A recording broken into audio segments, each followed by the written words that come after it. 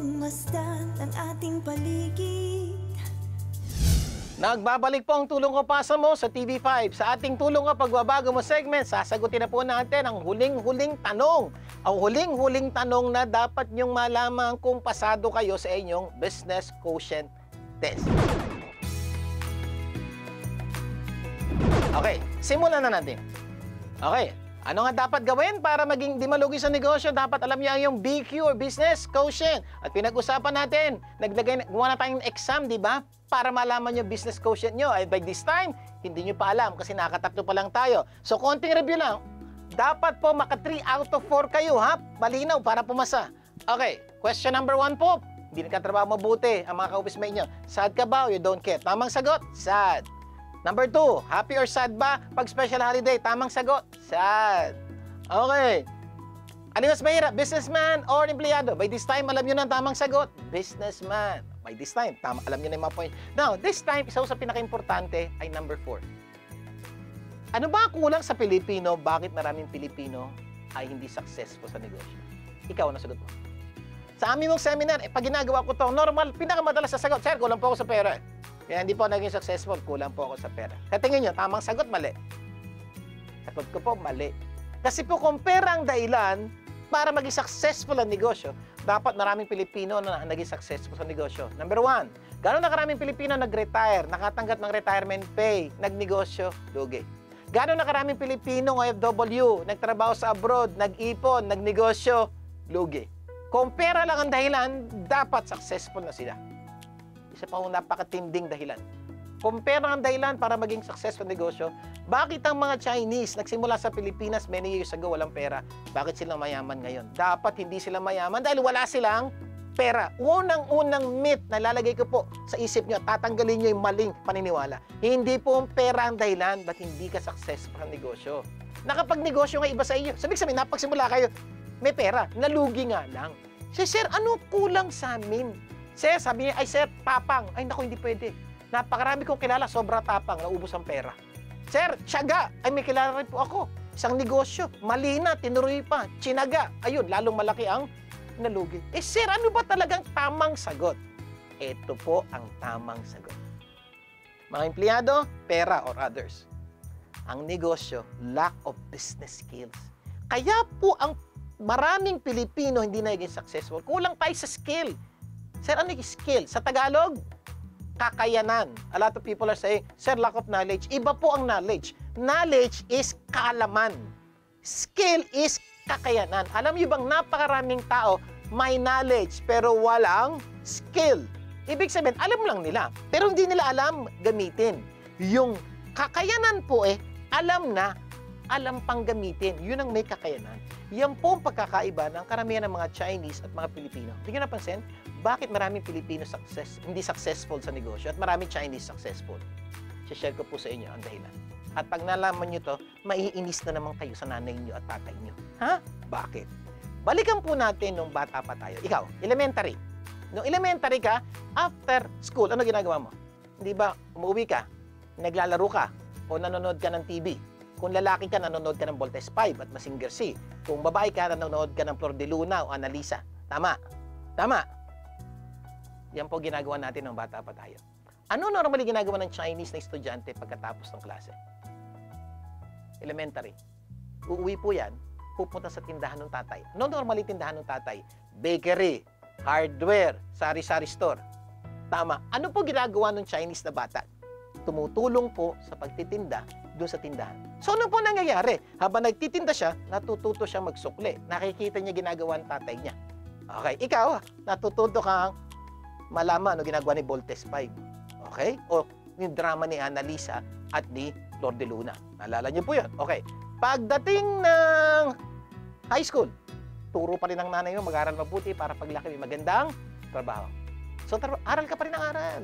Pero paminsan-minsan makikipag-date ka, paminsan-minsan gagala ka, pagkatapos sa school, punta rito, punta doon. Tama? Ang high school na Chinese, pagkatapos ng klase, pupunta ulit sa tindahan ng tatay, tutulong. At palagi sinasabi ng tatay, anak, mag-aral ka mabuti ha, para isang araw may maganda kang negosyo. Pinapasok po sa isip ng magulang yung negosyo. Pagdating ng college, nag-aaral pa rin po ang Pilipino para magkaroon ng magandang trabaho. Ang Chinese, nag-aaral pa rin para magkaroon ng magandang negosyo. So, ano mangyayari? College, pagkatapos sa school, bulakbo, lakwatsa, ang Pinoy, tapos nood sine, di ba? Yan ang ginagawa natin. Ang Chinese, ginagawa rin naman yun. Pero, pupunta na sa tindahan ng tatay ulit niyan. Tumutulong na. Kung minsan nga, siya na yung nagmamanage sa maliit na tindahan ng tatay niya. Araw ng graduation. Ito na. Gagraduate na si Pinoy. Tuwang-tuwa na siya. Bakit? Maghahanap siya ng trabaho at makakuha na siya ng trabaho na bibigyan siya ng minimum wage. Yung Chinese, gagraduate na. Magsisimula ng negosyo. In 2 to 3 years, magiging milyonaryo. At karamihan ng kanya empleyado, Pilipino, na pinasusweldohan niya ng minimum wage o mas mataas ng konti sa minimum wage. Tanong, sino mas maganda buhay? Siguro ang tanong nyo, bakit ang mga Chinese marunong at merong kakayanang magnegosyo? Kasi po ito po pagkakaiba. Bata pa sila, elementary, high school, college, tinitrain na po sila ng kanilang magulang para magkaroon ng skill in running a good business. Tayo mga Pilipino, bata pa, tinitrain na tayo para maging magaling na empleyado. Kaya ito good news, ang mga Pilipino may magandang trabaho sa successful na negosyo ng Chinese. Pag-isipan niyo pong mabuti. Yan po ang history ng bansang ito.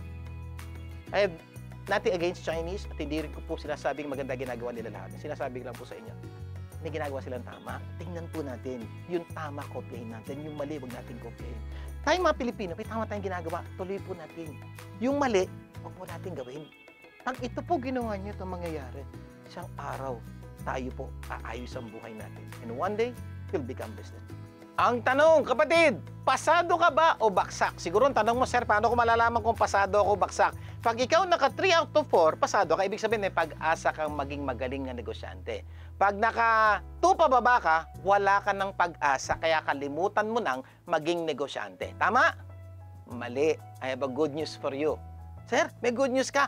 Alam niyo bang pwede kong baguhin ang kinabukasan, no? Oo. Kasi hindi lang po ako trainer o nagtuturo.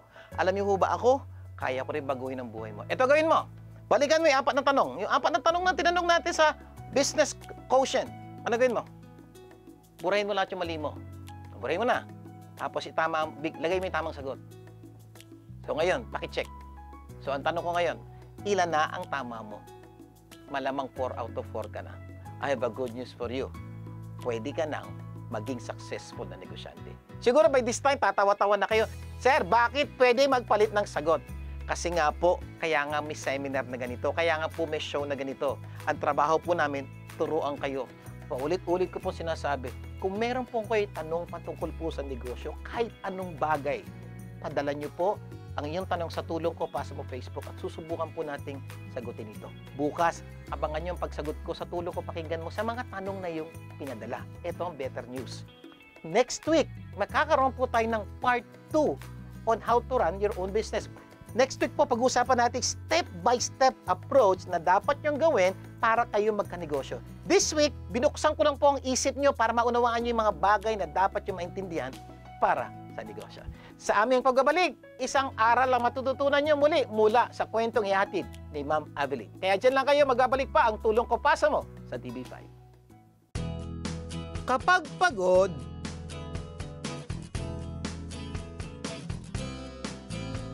huwag magreklamo. Huwag sumuko. Magpahinga. Ang tulong na ito ay hatid sa inyo ng Microdata.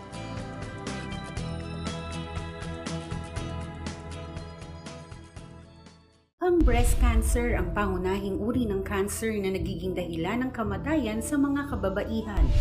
Nagsisimula ito sa simpleng bukol at kadalasan walang nakakabahalang sintomas. Huwag mag-alala dahil ito ay maaaring magamot kung ito ay maagang matutukoy. Kumonsulta na sa doktor at magpasailalim sa mammogram screening bago pa man ito magdulot ng sintomas. Ito ang aksyon ng World City Medical Center. Ano ang aksyon mo? Tulong ko